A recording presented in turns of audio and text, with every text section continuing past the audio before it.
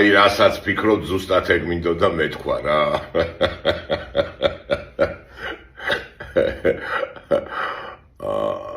ზუსტად ეგ მინდოდა მეთქვა რასაც აფიქრობთ რა.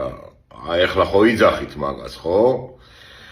ხო და ძალიან კარგია. აი დილით რო გათენდება პირველი ეგ უნდა თქვათ. აი ქოცებო მოგიტყანთ დედის ტრაკი. ჩვენი სამშობლოს გაყიდვისთვის, გაცამტვერებისთვის და დასკვამარებისთვის. თქვენ მოგიტყანთ ჯიში, ჯილარი, კეთილები და კარგები. ამის დედა მოწყან გუშინ. გუშინ გადავხედე ყველაფერს. რა მაგარი ისტორია გვაქვს. ხანდახან. ისე სუღალაჩი და სუქიშპოვაში და სულ ერთმანეთის ჭამაში ვიყავით. ეხლაც ეგრე ვართ, რატო ვჭამთ ქართველები ერთმანეთს არ ვიცი.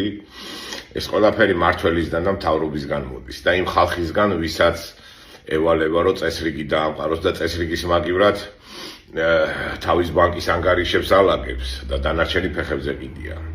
მერე ის ბანკის ანგარიშების შავად რჩება და იტოქში რეზულტატი გვაქვს გაყიდული, დაჩაგრული, თავჩაღუნული და გაცამტვერებული საქართველო და ვერ ხვდებით ეს დედა მოწყნული, რო თქვა, იმას ხო კარგად ხვდებით მილიონებს ადიშოთ, მაგასაც კარგად ხვდებით, მაგრამ არ აკეთებთ თქვენი ქოცი დედა მოწყან მე.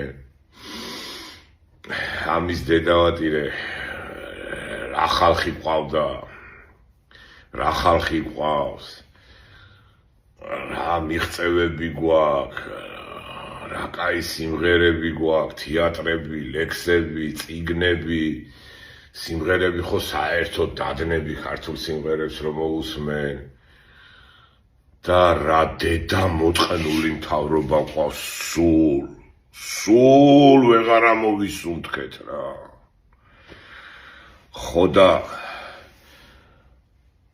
თქვენი მთავრობა დედა მოტყან მე რა.